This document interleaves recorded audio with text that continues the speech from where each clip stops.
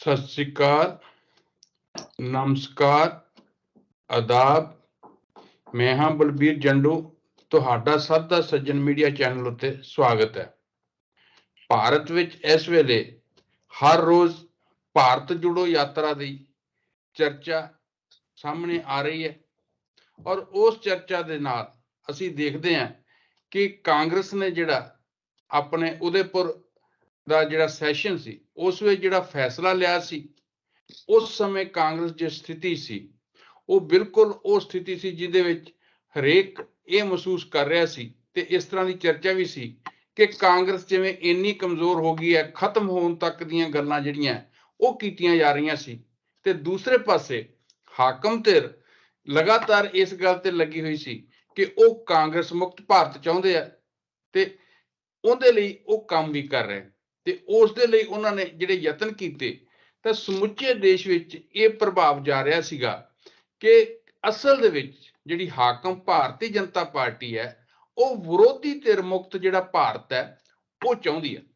ਤੇ ਇਸ ਗੱਲ ਤੋਂ ਸਾਰੇ ਜਿਹੜੇ ਭਾਰਤ ਦੇ ਹਿਤੈਸ਼ੀ ਹੈ, ਜਮਹੂਰੀਅਤ ਦੇ ਹਿਤੈਸ਼ੀ ਹੈ, ਧਰਮ ਨਿਰਪੱਖਤਾ ਦੇ ਹਮਾਇਤੀ ਹੈ ਤੇ ਭਾਰਤੀ ਸੰਵਿਧਾਨ ਦੇ ਹਮਾਇਤੀ ਹੈ, ਉਹ ਸਾਰੇ ਇਸ ਗੱਲ ਤੋਂ ਬੜੇ ਚਿੰਤਤ ਸੀ। ਤੇ ਜਦੋਂ ਕਾਂਗਰਸ ਨੇ ਭਾਰਤ ਜੁੜੋ ਯਾਤਰਾ ਸ਼ੁਰੂ ਵੀ ਕੀਤੀ ਤਾਂ ਉਹਦੀ ਸ਼ੁਰੂਆਤ ਦੇ ਵਿੱਚ ਹੀ ਜਿਹੜੇ ਕਾਂਗਰਸ ਦੇ ਸਾਬਕਾ ਪ੍ਰਧਾਨ ਹੈ ਰਾਹੁਲ ਗਾਂਧੀ, ਜਿਹੜੇ ਕਿ ਇਸ ਯਾਤਰਾ ਦਾ ਚਿਹਰਾ ਨੇ, ਉਹਨਾਂ ਨੇ ਇਹ ਗੱਲ ਕਹੀ ਕਿ ਜਮਹੂਰੀਅਤ ਦੇ ਅੰਦਰ, ਭਾਰਤ ਦੇ ਅੰਦਰ ਹਾਕਮ ਧਿਰ ਨੇ ਇਹੋ ਜਿਹੀ ਸਥਿਤੀ ਪੈਦਾ ਕਰ ਦਿੱਤੀ ਹੈ ਜਿਸ ਦੇ ਵਿੱਚ ਜਿਹੜੀ ਹੈ ਵਿਰੋਧੀ ਧਿਰ ਦੀ ਆਵਾਜ਼ ਨੂੰ ਉਹ ਕਿਤੇ ਵੀ ਉੱਠਣ ਨਹੀਂ ਦੇਣਾ ਚਾਹੁੰਦੇ, ਚਾਹੇ ਉਹ ਸੰਸਦ ਹੈ, ਚਾਹੇ ਉਹ ਸੜਕ ਹੈ, ਚਾਹੇ ਉਹ ਮੀਡੀਆ ਹੈ, ਸਭ ਜਗ੍ਹਾ ਦੇ ਉੱਤੇ ਉਹਨਾਂ ਨੇ ਉਸ ਨੂੰ ਬੰਦ ਕਰ ਰੱਖਿਆ। ਜੇ ਸੰਸਦ ਬੋਲਣ ਦਾ ਯਤਨ ਕਰਦੇ ਆ ਵਿਰੋਧੀ ਧਿਰ ਤਾਂ ਉੱਥੇ ਵੀ ਜਿਹੜੇ ਹੈ ਸਵਿਚ ਜਿਹੜੇ ਆ ਆਫ ਕਰ ਦਿੱਤੇ ਜਾਂਦੇ ਆ। ਸੋ ਇਹ ਸਾਰੀ ਸਥਿਤੀ ਦੇ ਵਿੱਚ ਸਾਨੂੰ ਮਜਬੂਰਨ ਜਿਹੜਾ ਭਾਰਤ ਜੁੜੋ ਯਾਤਰਾ ਤੇ ਨਿਕਲਣਾ ਪੈ ਰਿਹਾ ਤਾਂ ਅਸੀਂ ਤਾਂ ਜੋ ਲੋਕਾਂ ਨਾਲ ਜਾ ਕੇ ਜਿਹੜਾ ਸਿੱਧਾ ਸੰਪਰਕ ਕਰਕੇ ਲੋਕਾਂ ਦੀਆਂ ਸਮੱਸਿਆਵਾਂ ਨੂੰ ਜਾਣ ਸਕੀਏ ਤੇ ਲੋਕਾਂ ਨੂੰ ਦੇਸ਼ ਦੀ ਰਾਜਸੀ ਸਥਿਤੀ ਬਾਰੇ ਦੱਸ ਸਕੀਏ। ਸੋ ਇਹ ਸਾਰੀ ਜਿਹੜੀ ਸਥਿਤੀ ਬਣੀ ਉਸ ਦੇ ਵਿੱਚ ਹੁਣ ਭਾਰਤ ਜੋੜੋ ਯਾਤਰਾ ਨੇ ਜਿਹੜਾ ਇੱਕ ਆਪਣਾ ਪ੍ਰਭਾਵ ਬਣਾਉਣਾ ਸ਼ੁਰੂ ਕੀਤਾ ਤੇ ਲੋਕਾਂ ਦੇ ਮਨਾਂ 'ਚ ਵੀ ਇਸ ਗੱਲ ਦਾ ਭਰੋਸਾ ਪੈਦਾ ਹੋਣਾ ਸ਼ੁਰੂ ਹੋਇਆ ਤੇ ਪਾਰਟੀ ਦੇ ਅੰਦਰ ਵੀ ਇਸ ਗੱਲ ਦਾ ਭਰੋਸਾ ਪੈਦਾ ਸ਼ੁਰੂ ਹੋਣਾ ਕਿ ਕਾਂਗਰਸ ਫਿਰ ਮੁੜ ਕੇ ਇੱਕ ਵਿਸ਼ਾਲ ਤੇ ਇੱਕ ਤਾਕਤਵਰ ਵਿਰੋਧੀ ਧਿਰ ਦੇ ਤੌਰ ਤੇ ਉੱਭਰ ਕੇ ਸਾਹਮਣੇ ਆ ਰਹੀ ਹੈ। ਇਹ ਸਾਰੀ ਸਥਿਤੀ ਦੇ ਉੱਤੇ ਅਸੀਂ ਚਰਚਾ ਕਰਾਂਗੇ। ਇਸ ਚਰਚਾ ਦੇ ਲਈ ਅੱਜ ਸਾਡੇ ਨਾਲ ਜੁੜੇ ਨੇ ਸਾਡੇ ਵਿਸ਼ੇਸ਼ ਮਹਿਮਾਨ ਪ੍ਰੋਫੈਸਰ ਰੌਣਕੀ ਰਾਮ ਜੀ, ਜਿਹੜੇ ਕਿ ਪੰਜਾਬ ਯੂਨੀਵਰਸਿਟੀ ਦੀ ਸ਼ਹੀਦ ਭਗਤ ਸਿੰਘ ਚੇਅਰ ਦੇ ਚੇਅਰਮੈਨ ਨੇ, ਪ੍ਰੋਫੈਸਰ ਨੇ। ਉਸ ਤੋਂ ਪਹਿਲਾਂ ਉਹ ਪੰਜਾਬ ਦੇ ਰਾਜਨੀਤੀ ਸ਼ਾਸਤਰ ਵਿਭਾਗ ਦੇ ਵੀ ਮੁਖੀ ਰਹੇ ਆ ਤੇ ਅਸੀਂ ਉਹਨਾਂ ਤੋਂ ਹੀ ਜਾਣਨਾ ਚਾਹਾਂਗੇ ਕਿ ਉਹ ਸਮੁੱਚਾ ਜਿਹੜਾ ਇਹ ਭਾਰਤ ਦੇ ਅੰਦਰ ਰਾਜਸੀ ਜੋ ਕੁਝ ਇਸ ਵੇਲੇ ਉਥਲ ਪੁਥਲ ਹੋ ਰਹੀ ਹੈ ਤੇ ਜਿਹਦੇ ਵਿੱਚ ਯਾਤਰਾ ਲੰਘ ਰਹੀ ਹੈ ਉਸ ਨੂੰ ਉਹ ਕਿਸ ਤਰ੍ਹਾਂ ਦੇਖਦੇ ਆ ਤੇ ਉਹਨਾਂ ਦੀ ਦ੍ਰਿਸ਼ਟੀ ਦੇ ਅੰਦਰ ਇਸ ਦਾ ਸਮੁੱਚੀ ਜਿਹੜੀ ਭਾਰਤ ਦੀ ਵਿਰੋਧੀ ਧਿਰ ਤੇ ਸਮੁੱਚੀ ਭਾਰਤ ਦੀ ਰਾਜਨੀਤੀ ਤੇ ਸਮੁੱਚਾ ਦੇਸ਼ ਦੇ ਉੱਤੇ ਇਸ ਦਾ ਕੀ ਅਸਰ ਪਏਗਾ। ਪ੍ਰੋਫੈਸਰ ਤੁਹਾਡਾ ਪ੍ਰੋਗਰਾਮ ਸਵਾਗਤ ਹੈ, ਬਹੁਤ ਬਹੁਤ ਧੰਨਵਾਦ ਜੀ। ਧੰਨਵਾਦ ਜੀ ਸਰ। ਪ੍ਰੋਫੈਸਰ ਇਹ ਤੁਸੀਂ ਇਹ ਜਿਹੜੀ ਭਾਰਤ ਜੋੜੋ ਯਾਤਰਾ ਹੈ ਜਦੋਂ ਸ਼ੁਰੂ ਹੋਈ ਸੀ ਉਦੋਂ ਉਸ ਦਾ ਉਹਨਾਂ ਪ੍ਰਭਾਵ ਨਹੀਂ ਸੀ ਲੱਗਦਾ, ਜਾਂ ਇਹ ਕਿਹਾ ਜਾ ਰਿਹਾ ਸੀਗਾ ਕਿ ਦੱਖਣ 'ਚ ਕਿਉਂਕਿ ਕਾਂਗਰਸ ਦੀ ਜਿਹੜੇ ਹਮਾਇਤੀ ਸਰਕਾਰਾਂ ਹੈਗੀਆਂ ਇਸ ਕਰਕੇ ਉਹਦਾ ਜਿਹੜਾ ਉੱਥੇ ਉਹਨਾਂ ਨੂੰ ਏਡਾ ਹੰਗਾਰਾ ਮਿਲ ਰਿਹਾ, ਪਰ ਹੁਣ ਤਾਂ ਯਾਤਰਾ ਜਿਹੜੀ ਹੈ ਮਹਾਰਾਸ਼ਟਰ ਕਰਨਾਟਕ ਚੋਂ ਲੰਘ ਕੇ ਮੱਧ ਪ੍ਰਦੇਸ਼ ਤੇ ਉਹਦਾ ਇੱਕ ਆਪਣਾ ਬੜਾ ਵੱਡਾ ਪ੍ਰਭਾਵ ਪੈ ਰਿਹਾ ਤੇ ਲੋਕ ਵੀ ਜੁੜ ਰਹੇ, ਤੇ ਤੁਸੀਂ ਇਸ ਨੂੰ ਕਿਸ ਤਰ੍ਹਾਂ ਦੇਖਦੇ ਹੋ? ਟੰਡੂ ਸਾਹਿਬ, ਜਦੋਂ ਅਸੀਂ ਭਾਰਤ ਜੋੜੋ ਯਾਤਰਾ ਦੀ ਗੱਲ ਕਰਨ ਲੱਗੇ ਆ ਤੇ ਉਸ ਤੋਂ ਪਹਿਲਾਂ ਤੁਸੀਂ ਬੜਾ ਅੱਛਾ ਵਿਚਾਰ ਰੱਖਿਆ ਸੀ ਕਿ ਇੱਕ ਜਿਹੜੀ ਧਿਰ ਹੈਗੀ ਆ ਉਹਦੇ ਨਾਲ ਬਰਾਬਰ ਦੀ ਆਪੋਜੀਸ਼ਨ ਜਿਹੜੀ ਆ, ਵਿਰੋਧੀ ਪਾਰਟੀ ਦੀ ਧਿਰ ਜਿਹੜੀ ਆ ਉਹ ਵੀ ਜ਼ਰੂਰੀ ਆ।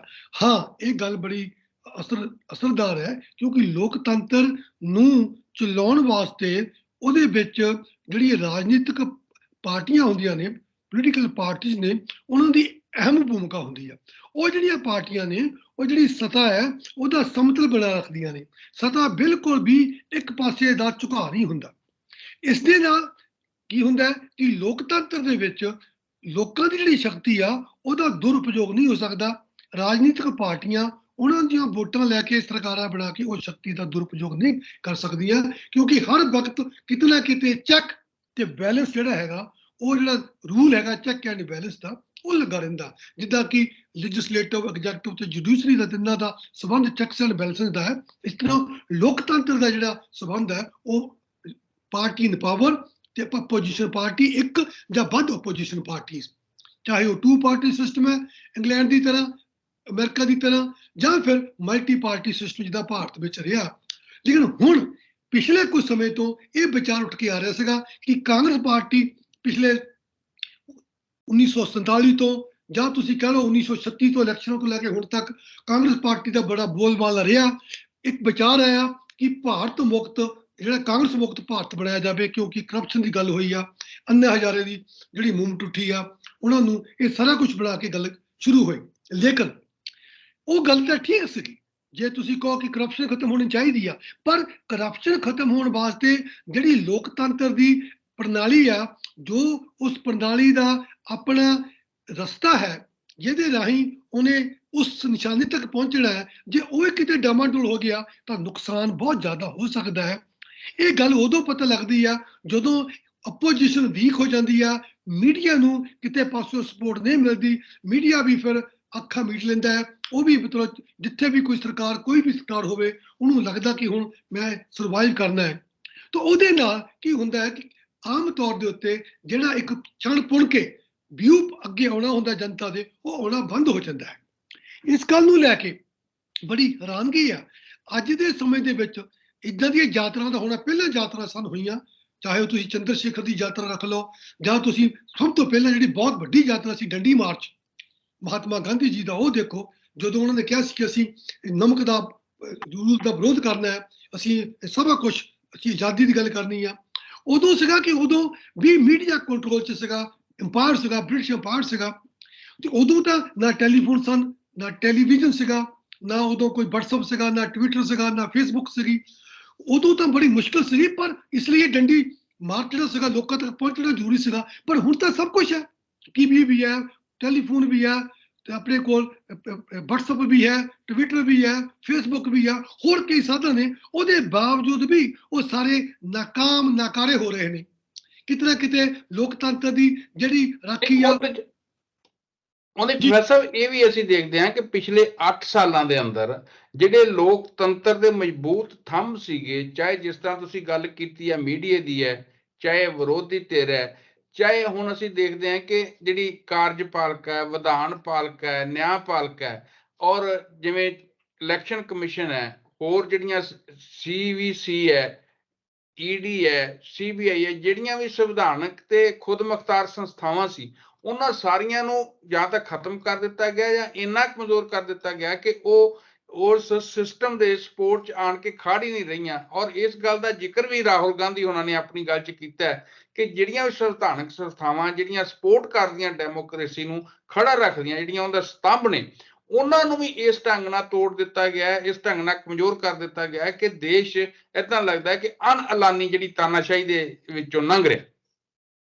ਉਹਦਾ ਕਾਰਨ ਕੀ ਹੈ ਕਿ ਜਦੋਂ ਆਪੋਜੀਸ਼ਨ ਵੀਕ ਹੋ ਜਾਂਦੀ ਆ, ਤੁਸੀਂ ਸ਼ੁਰੂ 'ਚ ਕਿਹਾ ਸੀਗਾ ਕਿ ਲੋਕ ਸਭਾ ਦੇ ਅੰਦਰ, ਵਿਧਾਨ ਸਭਾ ਦੇ ਅੰਦਰ ਜਦੋਂ ਤੁਸੀਂ ਆਪਣੀ ਗੱਲ ਕਹਿਣ ਦੇ ਸਮਰੱਥ ਨਹੀਂ ਹੁੰਦੇ, ਤੁਹਾਡੀ ਸਟਰੈਂਥ ਨਹੀਂ ਹੁੰਦੀ, ਉਦੋਂ ਫਿਰ ਜਾ ਰਹੀ ਆ ਉਹ ਕੋਈ ਪਾਰਟੀ ਵੀ ਹੋਵੇ, ਚਾਹੇ ਉਹ BJP ਹੋਵੇ, ਚਾਹੇ ਕਾਂਗਰਸ ਵੀ ਕਿਉਂ ਨਾ ਪਾਵਰਫੁਲ ਹੋਵੇ, ਜੇ ਦੂਜੀ ਪਾਰਟੀ ਪਾਵਰ ਨਹੀਂ ਹੈਗੀ, ਦੂਜੀ ਪਾਰਟੀ ਆਪੋਜੀਸ਼ਨ ਨਹੀਂ ਹੈਗੀ, ਕੋਈ ਵੀ ਹੋਵੇ, ਤੁਸੀਂ ਜਿੱਥੇ ਵੀ ਕੋਈ ਸਰਕਾਰ ਆਉਂਦੀ ਆ, ਇਹ ਨਾਮ ਤਾਂ ਵੱਖਰੇ ਵੱਖਰੇ ਵੈਸੇ ਹੀ ਆ, ਕੋਈ ਰੈੱਡ ਆ, ਕੋਈ ਬਲੈਕ ਆ, ਕੋਈ ਵਾਈਟ ਹੈ, ਚਾਹੇ ਕੋਈ BJP ਹੈ, ਚਾਹੇ ਕੋਈ ਕਾਂਗਰਸ ਹੈ, ਚਾਹੇ ਕੋਈ ਅਕਾਲੀ ਦਲ ਹੈ, ਚਾਹੇ ਕੋਈ ਬਹੁਜਨ ਸਮਾਜ ਪਾਰਟੀ ਹੈ।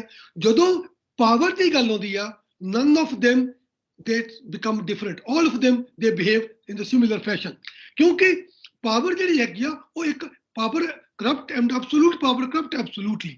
ਉਹਦੇ ਵਾਸਤੇ ਲੋਕਤੰਤਰ ਦੇ ਅੰਦਰ, ਇਸ ਲਈ ਲੋਕਤੰਤਰ ਨੂੰ ਸਰਵਉੱਚ ਮੰਨਿਆ ਗਿਆ ਸਾਰੀਆਂ ਪ੍ਰਣਾਲੀਆਂ ਚੋਂ, ਕਿ ਇਹਦੇ ਅੰਦਰੋਂ ਸਿਸਟਮ ਹੈ ਜਿਹੜਾ ਕਿ ਰੋਕਦਾ ਹੈ ਇੱਕ ਧਿਰ ਨੂੰ ਤਾਨਾਸ਼ਾਹ ਬਣਨ ਵਾਸਤੇ। ਅਗਰ ਉਹ ਧਿਰ ਦੀ ਆਪੋਜੀਸ਼ਨ ਕਮਜ਼ੋਰ ਹੋ ਜਾਂਦੀ ਆ ਤਾਂ ਸਾਧਨ ਖਰਾਬ ਹੋ ਜਾਂਦੇ ਨੇ, ਮੀਡੀਆ ਵੀ ਕਮਜ਼ੋਰ ਹੋ ਜਾਂਦਾ। ਮੀਡੀਆ ਨੂੰ ਕੌਣ ਸਪੋਰਟ ਕਰੇਗਾ ਜੇ ਕੋਈ ਆਪੋਜੀਸ਼ਨ ਪਾਰਟੀ ਹੈ? ਉਹਨੂੰ ਪਤਾ ਕਿ ਕੋਈ ਗੱਲ ਨਹੀਂ, ਕੱਲ ਨੂੰ ਇਹ ਪਾਰਟੀ ਚੇਂਜ ਹੋ ਜਾਣੀ ਆ। ਜਦੋਂ ਤਾਨਾਸ਼ਾਹ ਕੌਣ ਹੈ? ਜਿੱਥੇ ਕੋਈ ਆਪੋਜੀਸ਼ਨ ਨਹੀਂ ਹੈਗੀ। ਇਸ ਕਰਕੇ ਜਦੋਂ ਅਸੀਂ ਇਹ ਗੱਲ ਕਰਦੇ ਆ ਭਾਰਤ ਜੋੜੋ ਯਾਤਰਾ ਦਾ ਪਰਪਸ ਇੱਕ ਲੋਕਾਂ ਤੱਕ ਪਹੁੰਚਣ ਦੇ ਨਾਲ ਇਹ ਵੀ ਸੀਗਾ, ਕਿਉਂਕਿ ਕਾਂਗਰਸ ਪਾਰਟੀ ਆਪਣੀ ਜਿਹੜੀ ਦਿੱਖ ਸੀਗੀ, ਜੋ ਉਹਨਾਂ ਦਾ ਆਪਣਾ ਨਜ਼ਰੀਆ ਸੀਗਾ, ਜੋ ਉਹਨਾਂ ਦੇ ਆਪਣੇ ਖਿਆਲਾਤ ਸਨ, ਜੋ ਉਹਨਾਂ ਦੀ ਆਪਣੀ ਚੀਜ਼ਾਂ ਬਾਰੇ ਸਮਝ ਸੀਗੀ, ਉਹ ਲੋਕਾਂ ਤੱਕ ਪਹੁੰਚਣੀ ਬੰਦ ਹੋ ਗਈ ਸੀ, ਕਿਉਂਕਿ ਸਾਧਨ ਰਿਹਾ ਕੋਈ ਨਹੀਂ। ਹੁਣ ਜਿਹੜਾ ਉਹਨਾਂ ਦਾ ਨੇਤਾ ਸੀਗਾ, ਉਹਦੇ ਬਾਰੇ ਇਸ ਤਰ੍ਹਾਂ ਦੇ ਜਿਹੜੇ ਵਿਅੰਗ ਕੱਸੇ ਜਾਂਦੇ ਸਨ ਕਿ ਉਹ ਤਾਂ ਬਿਲਕੁਲ ਕਿਸੇ ਵੀ ਕੰਮ ਦਾ ਨਹੀਂ ਹੈ, ਅਲੱਗ-ਅਲੱਗ ਤਰ੍ਹਾਂ ਦੀਆਂ ਉਹਦੇ ਬਾਰੇ ਟਿੱਪਣੀਆਂ ਹੁੰਦੀਆਂ ਸਨ। ਤੇ ਉਹਨਾਂ ਨੂੰ ਲੱਗਿਆ ਕਿ ਇਸ ਲਈ ਇਹ ਜ਼ਰੂਰੀ ਬਣ ਜਾਂਦਾ ਹੈ ਕਿ ਲੋਕਾਂ ਤੱਕ ਜਾ ਕੇ ਇੱਕ ਆਪਣੀ ਪਹਿਚਾਣ ਜਿਹੜੀ ਆ ਉਹਨੂੰ ਦਿਖਾਈ ਜਾਵੇ, ਤਾਂ ਲੋਕੀ ਜਾਣ ਸਕਣ ਕਿ ਜੋ ਮੀਡੀਆ ਤੇ, ਸੋਸ਼ਲ ਮੀਡੀਆ ਤੇ, ਮੇਨਸਟ੍ਰੀਮ ਮੀਡੀਆ ਤੇ ਵਿਊ ਬਣ ਰਿਹਾ ਕਿ ਉਹ ਸੱਚਾ ਹੈ। ਤਾਂ ਜਦੋਂ ਇਹ ਸੋਚ ਤੋਂ ਯਾਤਰਾ ਸ਼ੁਰੂ ਹੁੰਦੀ ਆ ਤਾਂ ਇੱਕ ਨਵੀਂ ਗੱਲ ਲੋਕਾਂ ਸਾਹਮਣੇ ਆਈ ਆ, ਨਹੀਂ ਇਹ ਸਿਰਫ ਉਸ ਤਰ੍ਹਾਂ ਦਾ ਹੀ ਨਹੀਂ ਹੈਗਾ, ਇਹ ਕੋਈ ਅੱਧਖੜ ਜਾਂ ਕੋਈ ਬਚਪਨ ਜਾਂ ਕੋਈ ਪੱਪੂ ਜਿਹਨੂੰ ਆਮ ਤੌਰ ਦੇ ਉੱਤੇ ਵਿਅੰਗ ਕੱਸ ਕੇ ਕਹਿੰਦੇ ਸਨ, ਇਹ ਉਦਾਂ ਦੀ ਪਰਸਨੈਲਿਟੀ ਨਹੀਂ ਹੈਗੀ। ਉਹਨੂੰ ਪਤਾ ਹੈ ਲੋਕਾਂ ਨਾਲ ਕਿਵੇਂ ਮਿਲਣਾ, ਲੋਕਾਂ ਨਾਲ ਕਿਵੇਂ ਗੱਲ ਕਰਨੀ ਆ, ਲੋਕਾਂ ਦੇ ਮੁੱਦੇ ਕਿਵੇਂ ਉਠਾਉਣੇ ਨੇ। ਇਹਦੇ ਨਾਲ ਇੱਕ ਹੋਰ ਗੱਲ ਬਣੀ, ਉਹ ਲੋਕ ਜਿਹੜੇ ਮੀਡੀਆ ਤੋਂ ਕੁਛ ਨਹੀਂ ਜਿਹਨਾਂ ਨੂੰ ਮਿਲਦਾ ਸੀਗਾ, ਉਹ ਆਪਣੇ ਆਪ ਮੁਹਾਰੇ ਸੜਕਾਂ ਤੇ ਆਉਣ ਲੱਗ ਪਏ, ਆ ਕੇ ਮਿਲਣ ਲੱਗ ਪਏ। ਇੱਕ ਨਵੀਂ ਉਮੰਗ ਉੱਠੀ, ਕਿਉਂਕਿ ਸਾਰਾ ਕੁਝ ਸਮਾਜ ਵਿੱਚ ਹੋਣ ਦੇ ਬਾਵਜੂਦ ਵੀ, ਮੀਡੀਆ ਦੇ ਇੰਨਾ ਜ਼ਿਆਦਾ ਪ੍ਰਸਾਰ ਹੋਣ ਦੇ ਬਾਵਜੂਦ ਵੀ ਲੋਕੀ ਕਿਤੇ ਨਾ ਕਿਤੇ ਮਹਿਸੂਸ ਕਰਦੇ ਸਨ ਕਿ ਉਹਨਾਂ ਦੀ ਨਾ ਤਾਂ ਗੱਲ ਕਿਤੇ ਪਹੁੰਚ ਰਹੀ ਆ, ਨਾ ਜਿਹੜੀ ਗੱਲ ਉਹਨਾਂ ਤੱਕ ਆ ਰਹੀ ਆ ਉਹ ਸੱਚਾਈ ਦੀ ਗੱਲ ਹੈਗੀ ਹੈ। ਇਸ ਕਰਕੇ ਇਸ ਯਾਤਰਾ ਨੇ ਇੱਕ ਨਵਾਂ ਜਿਹੜਾ ਬਦਲ ਜਿਹੜਾ ਹੈਗਾ ਉਹ ਪੇਸ਼ ਕੀਤਾ ਕਿ ਤੁਸੀਂ ਜਿੰਨਾ ਮਰਜ਼ੀ ਮੀਡੀਆ ਨੂੰ ਕੰਟਰੋਲ ਕਰ ਲਓ, ਤੁਸੀਂ ਜਿੰਨੇ ਮਰਜ਼ੀ ਇਲੈਕਟ੍ਰੋਨਿਕ ਤੇ WhatsApp ਦੀਆਂ ਚੀਜ਼ਾਂ ਤੇ ਕੰਟਰੋਲ ਕਰ ਲਓ, ਲੇਕਿਨ ਜਿਹੜੀ ਇੱਕ ਆਮ ਆਵਾਮ ਦੀ ਵਿਊ ਆ, ਆਵਾਮ ਤੱਕ ਵਿਚਾਰ ਵਾ, ਉਹ ਜਿੰਦਾ ਰਹਿੰਦਾ, ਉਹ ਖਤਮ ਨਹੀਂ ਹੋ ਪਾਉਂਦਾ। ਤੁਸੀਂ ਇੱਕ ਇਲੈਕਸ਼ਨ 'ਚ, 2 ਇਲੈਕਸ਼ਨ ਤੇ ਕਰ ਸਕਦੇ ਹੋ। ਆਵਾਮ ਨੂੰ ਤੇ ਸਾਧਨ ਚਾਹੀਦੇ ਨੇ, ਆਵਾਮ ਨੂੰ ਖੁੱਲ੍ਹ ਚਾਹੀਦੀ ਆ, ਕਿਉਂਕਿ ਜਿਹਦੇ ਦੌਰਾਨ ਉਹ ਆਪਣਾ ਬਿਨਾਂ ਕਿਸੇ ਝਿਜਕ ਤੋਂ ਰੋਜ਼ਗਾਰ, ਰੋਜੀ ਰੋਟੀ ਚਲਾ ਸਕਣ। ਉਹਨਾਂ ਨੂੰ ਬੰਦਸ਼ਾਂ ਨਹੀਂ ਚਾਹੀਦੀਆਂ, ਉਹਨਾਂ ਨੂੰ ਡਰ ਨਹੀਂ ਚਾਹੀਦਾ, ਉਹਨਾਂ ਨੂੰ ਸਿਹਤ ਸੇਵਾਵਾਂ ਚਾਹੀਦੀਆਂ ਨੇ, ਉਹਨਾਂ ਨੂੰ ਵੱਡੇ ਹਸਪਤਾਲ ਨਹੀਂ ਚਾਹੀਦੇ ਜਿੱਥੇ ਜਾ ਕੇ ਜੋ ਪੈਸਾ ਉਹਨਾਂ ਨੇ ਸਾਰੀ ਜ਼ਿੰਦਗੀ ਦੇ ਜੋੜਿਆ ਹੋਇਆ ਉਹ ਇੱਕ ਵਾਰੀ ਬਿਮਾਰ ਹੋ ਕੇ ਨਿਕਲ ਜਾਵੇ। ਉਹ ਚਾਹੁੰਦੇ ਨੇ ਕਿ ਚੀਜ਼ਾਂ ਹੁਣ ਹੋ ਕੇ ਗਿਆ, ਚਾਹੇ ਉਹ ਵਿਦਿਅਕ ਅਦਾਰੇ ਨੇ, ਚਾਹੇ ਉਹ ਆਪਣੇ ਸਿਹਤ ਦੇ ਅਦਾਰੇ ਨੇ, ਚਾਹੇ ਉਹ ਕਚਹਿਰੀਆਂ ਅਦਾਲਤਾਂ ਨੇ, ਉਹ ਸਾਰੇ ਦੇ ਸਾਰੇ ਇੱਕ ਬਿਜ਼ਨਸ ਦੀ ਤਰ੍ਹਾਂ ਬਣ ਕੇ ਪੇਸ਼ ਹੋ ਰਹੇ ਨੇ। ਹਾਂ, ਮੀਡੀਆ 'ਚ ਖਬਰਾਂ ਆਉਂਦੀਆਂ ਨੇ, ਉਹਨਾਂ ਬਾਰੇ ਖਬਰਾਂ ਆਉਂਦੀਆਂ ਨੇ, ਬਹੁਤ ਵਧੀਆ ਅਦਾਰੇ ਨੇ। ਦੇਖੋ, ਤੁਹਾਡੇ ਵੇਲੇ ਦੇ ਕਦੀ ਮੇਲੇ ਲੱਗਦੇ ਸੀ ਵਿਦਿਆ ਦੇ, ਹੁਣ ਸ਼ਹਿਰਾਂ 'ਚ ਜਾ ਕੇ ਦੇਖ ਲਓ, ਕੋਈ ਵੀ ਮਾੜਾ ਮੋਟਾ ਹੋਟਲ ਜਿਹੜਾ ਹੈਗਾ ਉਹ ਬੁੱਕ ਰਹਿੰਦਾ। ਕੋਈ ਆਸਟ੍ਰੇਲੀਆ ਤੋਂ ਆਇਆ ਹੁੰਦਾ, ਕੋਈ ਨਿਊਜ਼ੀਲੈਂਡ ਤੋਂ ਆਇਆ ਹੁੰਦਾ, ਕੋਈ ਕੈਨੇਡਾ ਦੀ ਯੂਨੀਵਰਸਿਟੀ ਤੋਂ ਆਇਆ ਹੁੰਦਾ, ਕੋਈ ਯੂਰਪ ਤੋਂ ਆਇਆ ਹੁੰਦਾ। ਉਹ ਵੱਡੀਆਂ ਇਹ ਸਾਰਾ ਕੁਝ ਕਦੋਂ ਉਹਨਾਂ ਨੂੰ ਇੰਨਾ ਹੀਰਵਾ ਆ ਗਿਆ, ਇੰਨਾ ਹੇਜ਼ ਆ ਗਿਆ ਕਿ ਭਾਰਤ ਦੇ ਬੱਚਿਆਂ ਨੂੰ ਜਾ ਕੇ ਪੜ੍ਹਾਉਣਾ ਹੈ? ਨਹੀਂ, ਉਹਨਾਂ ਦੀ ਜਿਹੜੀ ਥੋੜੀ ਬਹੁਤਾ ਪੈਸਾ ਬਚਿਆ ਉਹਨੂੰ ਵੀ ਦਬੋਚ ਰਹੇ ਨੇ। ਇਸ ਕਰਕੇ ਇਸ ਲਈ ਜਿਹੜੀ ਭਾਰਤ ਜੋੜੋ ਯਾਤਰਾ ਉੱਠੀ ਆ, ਉਹ ਇਸ ਕਰਕੇ 2 ਐਂਗਲਾਂ ਤੋਂ ਇੰਪੋਰਟੈਂਟ ਹੈ। ਇੱਕ ਤਾਂ ਇਹ ਕਿ ਇਹ ਭਾਰਤ ਵਿੱਚ ਇੱਕ ਆਪੋਜੀਸ਼ਨ ਕੋਈ ਪਾਰਟੀ ਬਣੇ, ਜੇ ਕਾਂਗਰਸ ਦੀ ਬਣੂ ਤਾਂ ਕੋਈ ਹੋਰ ਬਣੇ, ਇੱਕ ਨਵੀਂ ਧਿਰ ਬਣੇ, ਇੱਕ ਆਪੋਜੀਸ਼ਨ ਦੀ ਜਿਹੜੀ ਹੈਗੀ ਆ ਗੁਆਚੀ ਹੋਈ ਦਿੱਖ ਹੈ ਉਹਨੂੰ ਬਰਾਬਰ ਕਰਨ ਵਾਸਤੇ। ਨੰਬਰ 1। ਨੰਬਰ ਜਿਹੜਾ ਕਾਂਗਰਸ ਪਾਰਟੀ ਬਾਰੇ ਜੋ ਲੋਕਾਂ ਤੱਕ ਮੀਡੀਆ ਰਾਹੀਂ ਵਿਚਾਰ ਗਿਆ, ਉਸ ਵਿਚਾਰ ਤੋਂ ਹਟ ਕੇ ਇੱਕ ਅਲੱਗ ਲੋਕਾਂ ਦੇ ਸਾਹਮਣੇ ਦਿੱਖ ਪੇਸ਼ ਕਰਨੀ, ਉਹ ਭਾਰਤ ਜੋੜੋ ਯਾਤਰਾ ਦਾ ਪਰਪਸ ਹੋਇਆ। ਇਸ ਕਰਕੇ ਤੁਸੀਂ ਸਹੀ ਕਿਹਾ ਕਿ ਪਹਿਲਾਂ ਸਾਊਥ ਵਿੱਚ ਕਰਨਾਟਕਾ ਤੋਂ ਹੁੰਦੇ ਹੋਏ ਮਹਾਰਾਸ਼ਟਰ, ਮੱਧ ਪ੍ਰਦੇਸ਼ ਦੇ ਵਿੱਚ ਜਿਹੜੀ ਉਹਨਾਂ ਨੂੰ ਹੁੰਗਾਰਾ ਮਿਲ ਰਿਹਾ, ਉਹ ਹੁੰਗਾਰਾ ਇਕੱਲਾ ਰਾਹੁਲ ਨੂੰ ਨਹੀਂ ਮਿਲ ਰਿਹਾ, ਉਹ ਲੋਕਾਂ ਨੂੰ ਵੀ ਲੱਗ ਰਿਹਾ ਕਿ ਕੋਈ ਨਵੀਂ ਕਿਸੇ ਪਿੱਟੀ ਮੀਡੀਆ ਤੋਂ ਤਿਆਰ ਕੀਤੀ ਹੋਈ ਜਿਹੜੀ ਉਹਨਾਂ ਤੱਕ ਚਣ ਕੇ ਇਨਫੋਰਮੇਸ਼ਨ ਪਹੁੰਚਦੀ ਆ। ਉਸ ਤੋਂ ਇਲਾਵਾ ਨਵੀਂ ਇੱਕ ਫਰੈਸ਼ ਜਿਹੜੀ ਹੈਗੀ ਆ, ਜਿਹਨੂੰ ਕਹਿੰਦੇ ਆ ਬ੍ਰੈਥ ਆਫ ਫਰੈਸ਼ ਏਅਰ, ਉਹਨਾਂ ਤੱਕ ਜਾਂਦੀ ਆ।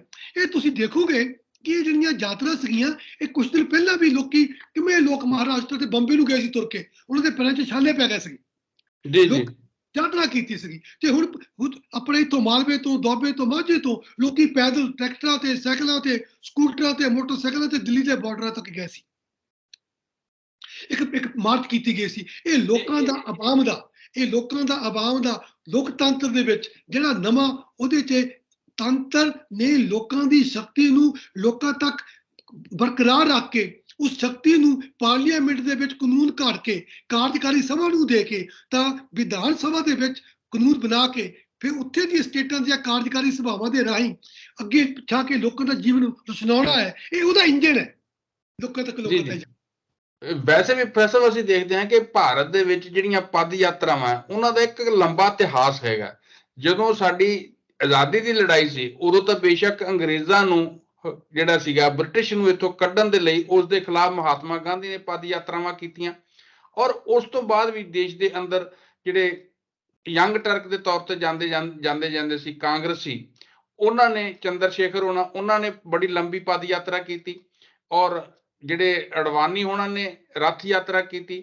ਔਰ ਇਸ ਤਰ੍ਹਾਂ ਜਿਹੜੀਆਂ ਰਾਜਸੀ ਯਾਤਰਾਵਾਂ ਹੁਣ ਜਿਸ ਤਰ੍ਹਾਂ ਬਿਹਾਰ ਦੇ ਵਿੱਚ ਜਿਹੜੇ ਪਹਿਲੇ ਉੱਘੇ ਰਾਜਨੀਤੀਕਾਰ ਨੇ ਪ੍ਰਸ਼ਾਂਤ ਕਿਸ਼ੋਰ ਉਹ ਵੀ ਕਰ ਰਹੇ, ਤਾਂ ਕਿਤੇ ਨਾ ਕਿਤੇ ਇਹ ਗੱਲ ਲੱਗਦੀ ਹੈ ਕਿ ਇਹ ਯਾਤਰਾਵਾਂ ਜਿਹੜੀਆਂ ਇਹਨਾਂ ਦੇ ਨਾਲ ਲੋਕਾਂ 'ਚ ਜਾਗਰੂਕਤਾ ਵੀ ਆਉਂਦੀ ਹੈ। ਜਿਹੜੇ ਰਾਜਸੀ ਆਗੂ ਹੈ ਉਹ ਲੋਕਾਂ ਨਾਲ ਨੇੜਿਓਂ ਜੁੜਦੇ ਆ, ਉਹਨਾਂ ਦੀਆਂ ਸਮੱਸਿਆਵਾਂ ਨੂੰ ਵੀ ਸੁਣਦੇ ਆ, ਔਰ ਉਹਨਾਂ ਨਾਲ ਜਿਹੜਾ ਉਹਨਾਂ ਦਾ ਸੰਵਾਦ ਹੁੰਦਾ ਹੈ ਉਹਦੇ ਵਿੱਚੋਂ ਲੱਗਦਾ ਹੈ ਕਿ ਲੋਕ ਲਾਮਬੰਦ ਵੀ ਹੁੰਦੇ ਆ ਤੇ ਜਾਗਰੂਕ ਹੋ ਕੇ ਉਹ ਸਿਸਟਮ ਨੂੰ ਬਚਾਉਣ ਦੇ ਵਿੱਚ ਰੋਲ ਅਦਾ ਕਰਦੇ। ਬਿਲਕੁਲ, ਦੇਖੋ ਤੁਸੀਂ ਪ੍ਰਸ਼ਾਂਤ ਕਿਸ਼ੋਰ ਦੀ ਗੱਲ ਕੀਤੀ ਸੀ, ਪਿਛਲੇ ਕੋਈ 10-12 ਸਾਲਾਂ ਤੋਂ ਇੱਕ ਨਵਾਂ ਟ੍ਰੈਂਡ ਉੱਠਿਆ ਹੋ ਮੀਡੀਆ ਦੀ ਗੱਲ ਤੱਕ ਆਪਾਂ ਕਰ ਲਈ ਹੈ ਕਿ ਮੀਡੀਆ ਬਿਲਕੁਲ ਨਕਾਰਾ ਬਣਦਾ ਜਾ ਰਿਹਾ ਹੈ। ਇੱਕ ਹੋਰ ਟ੍ਰੈਂਡ ਆ ਗਿਆ ਕਿ ਲੋਕ ਜਿਹੜੀ ਇਲੈਕਸ਼ਨ ਹੈ ਉਹ ਇਲੈਕਸ਼ਨਾਂ ਨੂੰ ਲੋਕਾਂ ਦੀ ਜੋ ਵੋਟ ਪਾਉਣੀ ਆ ਸੋਚ ਕੇ ਆਪਣੀ ਮਤ ਦਾ ਪ੍ਰਯੋਗ ਕਰਨਾ ਹੈ, ਮਤ ਨੂੰ ਦਾਨ ਕਰਨਾ ਹੈ, ਉਹਨੂੰ ਛੱਡ ਕੇ ਇੱਕ ਅਦਾਰੇ ਬਣ ਗਏ ਆ। ਉਹ ਅਦਾਰੇ ਕੌਣ ਹੈ? ਜਿਹੜੇ ਕਿ ਬਹੁਤ ਵੱਡੇ ਐਨਾਲਿਸਿਸ ਕਰਨ ਵਾਲੇ ਅਦਾਰੇ ਨੇ, ਪ੍ਰਸ਼ਾਂਤ ਕਿਸ਼ੋਰ ਵਰਗੇ ਜਾਂ ਹੋਰ ਸਾਰੇ ਅਦਾਰੇ ਨੇ। ਉਹਨਾਂ ਨੂੰ ਵੱਖ-ਵੱਖ ਪਾਰਟੀਆਂ ਨੂੰ ਠੇਕਾ ਦਿੰਦੀਆਂ ਨੇ ਵੀ ਸਾਡਾ ਇਲੈਕਸ਼ਨ ਹੈ, ਸਾਡਾ ਇਲੈਕਸ਼ਨ ਤੁਸੀਂ ਕਰਵਾਓ। ਉਹ ਫਿਰ ਵੋਟਾਂ ਦੀ ਗਿਣਤੀ ਕਰਦੇ ਨੇ, ਉਹਨਾਂ ਨਾਲ ਟੀਮ ਹੁੰਦੀ ਆ, ਕੰਪਿਊਟਰ ਆ ਜਾਂਦੇ ਆ, ਵੱਡੇ ਵੱਡੇ ਸਿਸਟਮ ਹੁੰਦੇ ਆ, ਉਹ ਜਾ ਕੇ ਰਾਜ 'ਚ ਸਟੇਟ 'ਚ ਚਲੇ ਜਾਂਦੇ ਨੇ। ਇਲੈਕਸ਼ਨ ਤੋਂ 3-4 ਮਹੀਨੇ ਪਹਿਲਾਂ ਜਾ ਕੇ ਸਰਵੇ ਕਰਨ ਲੱਗ ਪੈਂਦੇ ਨੇ, ਓਪੀਨੀਅਨ ਬਣਾਉਣ ਲੱਗ ਪੈਂਦੇ ਨੇ, ਨਵੇਂ-ਨਵੇਂ ਸਲੋਗਨ ਘੜਨ ਲੱਗ ਪੈਂਦੇ ਨੇ, ਫਿਰ ਦੱਸ ਦਿੰਦੇ ਨੇ ਕਿ ਆਹ ਪਾਰਟੀ ਜਿਤਾਵਾਂਗੇ। ਇਹਦਾ ਮਤਲਬ ਹੈ ਇਹ ਸਾਰਾ ਕੁਝ ਲੋਕਤੰਤਰ ਦੇ ਨਾਮ ਦੇ ਉੱਤੇ ਵਪਾਰ ਹੋ ਰਿਹਾ ਹੈ, ਲੋਕਾਂ ਨੂੰ ਗੁੰਮਰਾਹ ਕਰਨ ਦੀ ਕੋਸ਼ਿਸ਼ ਹੋ ਰਹੀ ਹੈ। ਲੋਕੀ ਇਹਨਾਂ ਚੀਜ਼ਾਂ ਤੋਂ ਦੁਖੀ ਹੋ ਜਾਂਦੇ ਨੇ। ਠੀਕ ਹੈ, ਤੁਸੀਂ ਇਹ ਸਭ ਕੁਝ ਦੱਸਦੇ ਹੋ, ਕਰਦੇ ਹੋ, ਇੱਕ ਨਵੀਂ ਪ੍ਰੈਜ਼ੈਂਟ ਕਰਦੇ ਹੋ। ਅਮਰੀਕਾ 'ਚ ਵੀ ਇਦਾਂ ਹੁੰਦਾ ਕਿ ਰਾਸ਼ਟਰਪਤੀ ਇਲੈਕਸ਼ਨ 'ਚ ਕਿੱਦਾਂ ਉਹਨੂੰ ਭੇਜਣਾ, ਕਿੱਥੇ ਉਹਨੇ ਗੱਲ ਕਰਨੀ ਹੈ, ਕਿਹੜੇ ਕੱਪੜੇ ਪਾਉਣੇ ਆ, ਕਿਸ ਤਰ੍ਹਾਂ ਬੋਲਣਾ, ਕਿਹੜੀ ਗੱਲ ਕਰਨੀ ਆ, ਵੱਡੀਆਂ ਵੱਡੀਆਂ ਟੀਮਾਂ ਲੱਗੀਆਂ ਹੁੰਦੀਆਂ, ਇਹ ਮੁਕਾਬਲਾ ਹੁੰਦਾ। ਪਰ ਸਭ ਤੋਂ ਵੱਡੀ ਗੱਲ ਇਹ ਹੈ, ਮੁਕਾਬਲਾ ਤਾਂ ਰਾਜਨੀਤਿਕ ਪਾਰਟੀਆਂ 'ਚ ਹੁੰਦਾ, ਮੁਕਾਬਲਾ ਹੁੰਦਾ ਕਾਹਦੇ ਵਾਸਤੇ ਆ? ਲੋਕਾਂ ਦੀਆਂ ਵੋਟਾਂ ਲੈਣ ਵਾਸਤੇ। ਲੋਕਾਂ ਨੂੰ ਤੁਸੀਂ ਆਬਜੈਕਟ ਨਾ ਬਣਾਓ, ਲੋਕੀ ਸਬਜੈਕਟ ਹੈ, ਲੋਕਾਂ ਨੂੰ ਪਤਾ ਹੈ ਕਿ ਤੁਸੀਂ ਕੌਣ ਹੋ। ਇਸ ਕਰਕੇ ਜਿਹੜੀਆਂ ਇਹ ਯਾਤਰਾਵਾਂ ਨੇ ਜਦੋਂ ਨਿਕਲਦੀਆਂ ਨੇ, ਲੋਕ ਕਹਿੰਦੇ ਨੇ ਹਾਂ ਹੁਣ ਤੁਸੀਂ ਸਾਡੇ ਕੋਲ ਆਏ ਆ, ਅਸੀਂ ਫੈਸਲਾ ਕਰਾਂਗੇ, ਅਸੀਂ ਤੁਹਾਨੂੰ ਦੱਸਾਂਗੇ ਤੁਸੀਂ ਕੌਣ ਹੋ। ਇਹ ਬੜਾ ਦਾ ਦੂਜੀ ਗੱਲ ਹੋਰ, ਜਿਹੜੀ ਇਹ ਯਾਤਰਾ ਦਾ ਮਤਲਬ ਆ, ਤੁਸੀਂ ਮੈਂ ਤੁਹਾਨੂੰ ਇੱਕ ਸੋਸ਼ਲ ਐਂਥਰੋਪੋਲੋਜੀ ਲੈਵਲ ਤੋਂ ਸਮਝਾਉਂਦਾ ਗੱਲਬਾਤ, ਮਤਲਬ ਗੱਲ ਕਰਦਾ ਵਾ, ਤੁਸੀਂ ਤਾਂ ਬੜੇ ਸਮਝਦਾਰ ਹੋ। ਉਹ ਇਹ ਹੈ ਕਿ ਜਦੋਂ ਬੱਚੇ ਨੇ ਸਿੱਖਣਾ ਹੁੰਦਾ ਹੈ, ਉਹ ਘਰੋਂ ਛੱਡ ਕੇ ਸਕੂਲ ਜਾਂਦਾ ਹੈ, ਮਦਰਸੇ ਜਾਂਦਾ ਹੈ, ਉਹ ਮਤਲਬ ਸ਼ੁਰੂ ਤੇ ਪਹਿਲਾਂ ਮੰਦਿਰਾਂ ਗੁਰਦੁਆਰਿਆਂ 'ਚ ਪੜ੍ਹਦਾ ਸੀ, ਫਿਰ ਸਕੂਲ ਆ ਗਏ, ਘਰ ਤੋਂ ਬਾਹਰ ਜਾਂਦਾ ਹੈ, ਉਹ ਤਾਲਬ ਬਣਦਾ ਹੈ। ਤੇ ਜੇ ਕਿਸੇ ਨੇ ਪੈਸਾ ਧੇਲਾ ਕਮਾਉਣਾ ਹੈ, ਉਹ ਘਰ ਛੱਡ ਕੇ ਬਾਹਰ ਜਾਂਦਾ ਹੈ, ਬਾਹਰ ਜਾ ਕੇ ਪਿੰਡ ਤੋਂ ਬਾਹਰ ਜਾਊਗਾ, ਕੋਈ ਦਿਹਾੜੀ ਕਰੇਗਾ, ਕਿਤੇ ਨੌਕਰੀ ਕਰੇਗਾ, ਵਿੱਦਿਆ ਲਵੇਗਾ। ਇਸ ਤਰ੍ਹਾਂ ਹੀ ਜੇ ਕਿਸੇ ਨੇ ਕੋਈ ਹੋਰ ਗੁਣ ਸਿੱਖਣਾ ਹੈ ਤਾਂ ਉਹ ਜੋਗੀ ਬਣਦਾ ਹੈ, ਉਹ ਬਾਹਰ ਜਾਂਦਾ ਹੈ। ਤਾਂ ਇਸ ਕਰਕੇ ਹੀ ਜਦੋਂ ਤੁਸੀਂ ਯਾਤਰਾਵਾਂ ਦੀ ਗੱਲ ਕਰਦੇ ਨੇ, ਯਾਤਰਾਵਾਂ ਨੇ ਤੁਹਾਡੇ ਜੀਵਨ ਦੇ ਵਿੱਚ ਇੱਕ ਮੇਜਰ ਟਰਾਂਸਫੋਰਮੇਸ਼ਨ ਲਿਆਉਣ ਵਾਸਤੇ ਇੱਕ ਪ੍ਰੋਸੈਸ ਹੈ। ਜਿਹੜੀ ਰਾਜਨੀਤਿਕ ਯਾਤਰਾ ਵਾਸਤੇ ਨਿਕਲਣਾ ਹੈ, ਇਹ ਬਹੁਤ ਵੱਡੀ ਗੱਲ ਹੈ ਕਿ ਤੁਸੀਂ ਸਮਾਜ ਦੇ ਵਿੱਚ ਹੁਣ ਜਦੋਂ ਉੱਠੇ ਹੋ, ਉਹ ਚੇਤਨ ਹੋ ਕੇ ਉੱਠੇ ਹੋ, ਆਪਣੇ ਖਾਤਰ ਨਹੀਂ, ਵਿਦਿਆ ਦੀ ਖਾਤਰ ਨਹੀਂ, ਨੌਕਰੀ ਦੀ ਖਾਤਰ ਨਹੀਂ, ਨਿਰਵਾਣ ਦੀ ਖਾਤਰ ਨਹੀਂ, ਬੁੱਧ ਮੰਗਰ ਨਿਰਵਾਣ ਲੈਣ ਵਾਸਤੇ ਨਹੀਂ। ਉਹ ਵੀ ਬੜੀ ਵੱਡੀ ਗੱਲ ਹੈ। ਤੁਸੀਂ ਨਿਕਲੇ ਹੋ ਸਮਾਜ ਨੂੰ ਚੇਂਜ ਕਰਨ ਵਾਸਤੇ। ਯਾਤਰਾਵਾਂ ਹੁੰਦੀਆਂ ਨੇ, ਦੇਖੋ ਤੁਸੀਂ ਜਿਹੜੀਆਂ ਇਹ ਉਦਾਸੀਆਂ ਨੇ, ਪਹਿਲੇ ਸਾਡੇ ਜੀਵਨ ਦੀ ਦੇਖੋ, ਤੁਸੀਂ ਬਾਬਾ ਨਾਨਕ ਦੀਆਂ ਬਾਰੇ ਦੇਖੋ, ਜਦੋਂ ਸਾਡੇ ਕੋਲ ਡਾਟਾ ਆਇਆ ਸੀ, ਅਸੀਂ ਗੱਲਬਾਤ ਕਰਦੇ ਹਾਂ ਕਿ ਕਿੱਦਾਂ ਉਹਨਾਂ ਵੇਲਿਆਂ 'ਚ ਬਹੁਤ ਸਾਰੇ ਸਾਧਨ ਨਾ ਹੋਣ ਦੇ ਬਾਵਜੂਦ ਵੀ ਇੱਕ ਚੇਤਨਾ ਦੀ ਗੱਲ ਹੁੰਦੀ ਆ। ਉਹ ਤਾਂ ਬਹੁਤ ਉੱਚੀਆਂ ਸੁੱਚੀਆਂ ਗੱਲਾਂ ਨੇ, ਉਹ ਤਾਂ ਰਾਜਨੀਤਿਕ ਗੱਲਾਂ ਤਾਂ ਕਿਤੇ ਕੰਪੇਅਰ ਉਹਦੇ ਲਾਗੇ ਤੱਕ ਨਹੀਂ ਖੜੇ ਹੁੰਦੀਆਂ। ਉਹ ਤਾਂ ਇੱਕ ਜੀਵਨ ਦੀ ਜਿਹੜੀ ਸੀਗੀ, ਜਿਹੜੀ ਖੁਸ਼ਬੂ ਸੀ ਜੀਵਨ ਦੀ, ਜੀਵਨ ਦੀ ਜਿਹਨੂੰ ਕਸਤੂਰੀ ਕਹਿੰਦੇ ਆ, ਉਹਨੂੰ ਫੈਲਾਉਣ ਵਾਲੀ ਗੱਲ ਹੁੰਦੀ ਹੈਗੀ ਆ। ਲੇਕਿਨ ਹੁਣ ਇਸ ਵੇਲੇ ਜਦੋਂ ਰਾਜਨੀਤਿਕ ਯਾਤਰਾ ਦੀ ਗੱਲ ਹੁੰਦੀ ਆ ਤਾਂ ਸਾਨੂੰ ਦੇਖਣਾ ਪਵੇਗਾ ਉਹ ਯਾਤਰਾ ਲੋਕਤੰਤਰ ਦੀਆਂ ਜੜ੍ਹਾਂ ਨੂੰ ਸੰਜੀਦਤਾ ਰੱਖਣ ਵਾਸਤੇ ਹੋ ਰਹੀ ਆ, ਜਾਂ ਉਹ ਯਾਤਰਾ ਕਿਸੇ ਹੋਰ ਪਰਪਸ ਵਾਸਤੇ ਵੀ ਹੋ ਰਹੀ ਹੈਗੀ।